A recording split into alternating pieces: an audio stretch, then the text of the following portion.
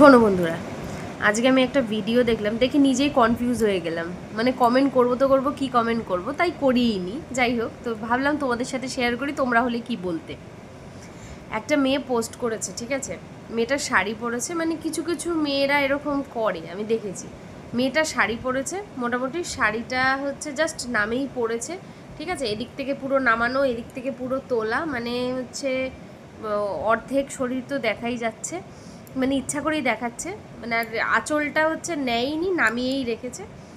দিয়ে তোমার গানের মধ্যে পুরো একদম মানে মানুষকে কি বলবো, সিডিউস করা অঙ্গি ভঙ্গি দিয়ে, হ্যাঁ, নীল অন্ধকার প্রেম বারে বার এই বুকে ঢেউ তোলে, ওর মতো অ্যাক্টিং ভাই আমি করবো না, ওইসব নোংরা অ্যাক্টিং, ঠিক আছে। এই করে মানে হচ্ছে মানে মানুষকে বলছে আয় তুই আমায় কমেন্ট কর, আমাকে ওই ধরনের কমেন্ট কর।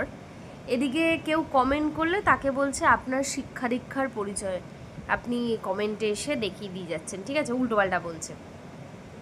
তো বলি, এই ধরনের ভিডিওতে পুরো মানে অঙ্গ প্রত্যঙ্গ শো করা, শাড়ি পরেও, ঠিক আছে, ইচ্ছা করে, মানে শাড়ি পরলে ঠিক আছে, একটু কোমর দেখা যায়, এদিক দিয়ে পিঠ দেখা যায়, সেটা ঠিক আছে, ওইটা শাড়ির একটা পরার ধরনের মতো ওইটুকু সে মানা যায়, কিন্তু ইচ্ছা করে নামিয়ে দিয়ে ওই রকম অঙ্গি ভঙ্গি করে ভিডিওতে কোনো মানুষ কি এসে, ও কি এক্সপেক্ট করছিল, ওকে এসে লিখবে বাবা তোমাকে পুরো পরমা সুন্দরী লাগছে, তোমাকে পুরো মা লক্ষ্মীর মতো লাগছে, তোমাকে পুরো মা সরস্বতীর মতো লাগছে, তোমাকে পুরো মা দুর্গার মতো দেখতে লাগছে, একদম মা দুর্গা, এই কমেন্ট করবে ওই ভিডিওতে এসে? না মানে ওর দাবিটা কি, আমি তো এটাই বুঝে পেলাম না।